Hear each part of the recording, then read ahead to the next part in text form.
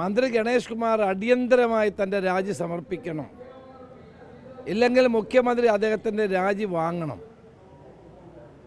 അദ്ദേഹത്തിൻ്റെ ഭാര്യ തന്നെ ഗുരുതരമായ ആരോപണങ്ങളാണ് മന്ത്രിക്കെതിരായി ഉന്നയിച്ചിട്ടുള്ളത്.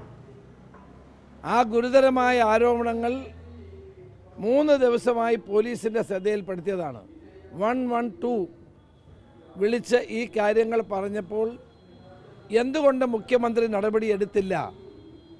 മുഖ്യമന്ത്രിയുടെ മകളെ വിളിച്ച് ഈ കാര്യങ്ങളെല്ലാം പറഞ്ഞുവെന്ന് അദ്ദേഹത്തിൻ്റെ ഭാര്യ തന്നെ വെളിപ്പെടുത്തുകയാണ്. ഇത്രയും ഗുരുതരമായൊരു സാഹചര്യം ഉണ്ടായിട്ട് 3 ദിവസം മിസ്റ്റർ പിണറായി വിജയൻ നിങ്ങൾ ഉറങ്ങുകയായിരുന്നോ? 3 ദിവസം നിങ്ങൾ ഉറങ്ങുകയായിരുന്നോ? ഇതാണോ കേരളത്തിലെ സ്ത്രീ സുരക്ഷ? ഇതാണോ കേരളത്തിൽ ഒരു മന്ത്രിയുടെ ഭാര്യയ്ക്ക് പോലും സുരക്ഷിതത്വമില്ലെങ്കിൽ കേരളത്തിലെ മറ്റ് സാധാരണ സ്ത്രീകൾക്ക് എന്ത് സുരക്ഷയാണ് ലഭിക്കുന്നത്? ഒരു മന്ത്രിയുടെ ഭാര്യയുടെ സ്ഥിതി ഇതാണെങ്കിൽ മറ്റുള്ളവരുടെ സ്ഥിതി എന്താകും? 3 ദിവസക്കാലം മുഖ്യമന്ത്രി ഈ പരാതിയുടെ പുറത്ത് അടയിരിക്കുകയല്ലേ ചെയ്യുന്നത്? എന്ത് നാടായത്? ഈ നാടിനെ നിങ്ങൾ അധപ്പതിപ്പിക്കുകയല്ലേ?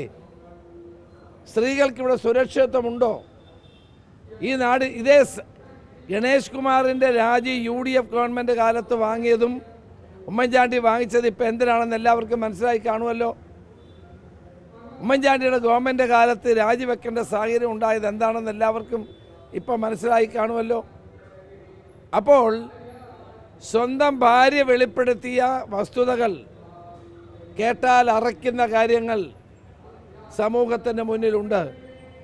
ഈ മന്ത്രിയെ ഇനി മന്ത്രിസഭയിൽ വെച്ചുകൊണ്ട് പോകുന്നതിൽ എന്തർത്ഥമാണുള്ളത്? അവരുടെ 112ൽ വിളിച്ച് പരാതി പറഞ്ഞിട്ട് പോലും പോലീസ് നടപടി സ്വീകരിച്ചില്ല എന്നവർ പറയുന്നു. മുഖ്യമന്ത്രിയുടെ മകളെ വിളിച്ച് ഈ കാര്യങ്ങളെല്ലാം പറഞ്ഞിട്ട് 3 ദിവസമായി നാണം കെട്ട കേരളത്തിൻ്റെ മുഖ്യമന്ത്രി ഒരക്ഷരം മിണ്ടാതെ അദ്ദേഹം ആ പരാതിയുടെ പുറത്ത് അടയിരിക്കുകയാണ്. ഇതാണോ സ്ത്രീ സുരക്ഷ? ഇതാണോ സ്ത്രീകൾക്ക് നൽകുന്ന സംരക്ഷണം? ഇതാണോ കേരളത്തിലെ സ്ത്രീകൾക്ക് നൽകുന്ന പ്രൊട്ടക്ഷൻ? ഈ കാര്യങ്ങൾ മുഖ്യമന്ത്രി പറയേണ്ട സമയമാണ്. ഇനി ഏതായാലും ഗണേഷ് കുമാറിന് മന്ത്രിസ്ഥാനത്ത് തുടരാനുള്ള അർഹത നഷ്ടപ്പെട്ടിരിക്കുന്നു. എത്രയും പെട്ടെന്ന് രാജി വാങ്ങണം, അല്ലെങ്കിൽ അദ്ദേഹം രാജിവെച്ച് പുറത്തു പോകണം.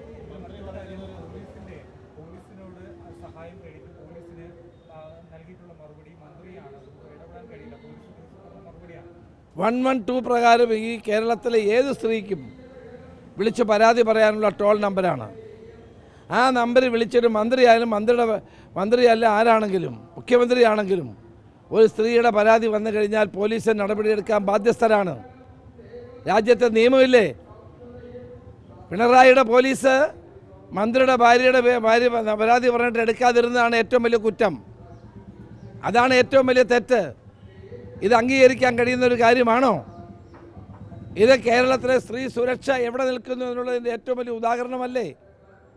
എങ്ങനെ മന്ത്രിയുടെ ഭാര്യയുടെ സ്ഥിതി ഇതാണെങ്കിൽ മറ്റുള്ള സാധാരണക്കാരുടെ സ്ഥിതി എന്താകും ഈ കേരളത്തിൽ?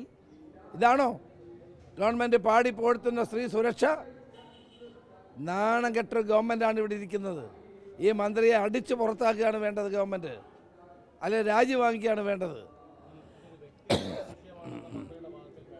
എന്ത് വ്യക്തിപരം? മന്ത്രിയുടെ ഭാര്യ തുറന്നു പറയല്ലേ എല്ലാ കാര്യങ്ങളും. ഇതെന്ത് വ്യക്തിപരമായ വിഷയം? എല്ലാ വിഷയങ്ങളും വ്യക്തിപരമല്ലേ? അല്ല പിന്നെന്താ? ഇന്ന് അവർ ആ മന്ത്രിയുടെ ഭാര്യ വെളിപ്പെടുത്തിയ കാര്യങ്ങൾ ചെറുതല്ല, അതീവ ഗൗരവ സ്വഭാവത്തിലുള്ളതാണ്. എങ്ങനെ ഇദ്ദേഹത്തെ മന്ത്രി സ്ഥാനത്ത് തുടരാൻ പിണറായി വിജയൻ അനുവദിക്കുന്നു? അതുകൊണ്ട് അടിയന്തരമായി മന്ത്രി ഗണേഷ് കുമാർ രാജിവെക്കണം, ഇല്ലെങ്കിൽ അദ്ദേഹത്തിന് രാജി വാങ്ങണം.